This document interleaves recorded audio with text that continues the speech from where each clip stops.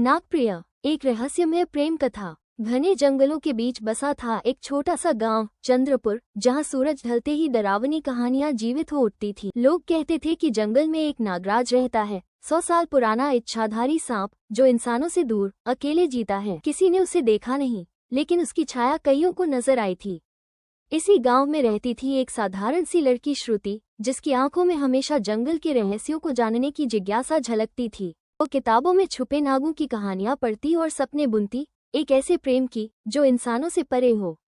एक दिन जब वो जंगल में जड़ी बूटियां इकट्ठा कर रही थी, उसकी नजर एक घायल सांप पर पड़ी, काले रंग का, लेकिन उसकी आंखों में अजीब सी चमक थी, जैसे वो इंसान हो। वो डर के बावजूद उसे उठा लाई और उसकी देखभाल की।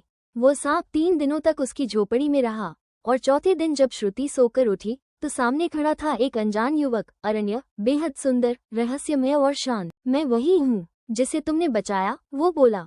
श्रुति घबरा गई। तुम कौन हो? मैं एक इच्छाधारी नाग हूँ, नागवंश का अंतिम उत्तराधिकारी। 100 सालों से मैं अकेला था, पर तुम्हारे प्रेम और साहस ने मुझे बदला।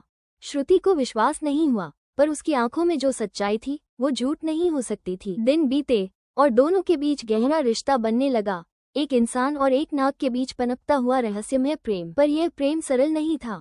नागलोक के नियम इस प्रेम को स्वीकार नहीं करते थे।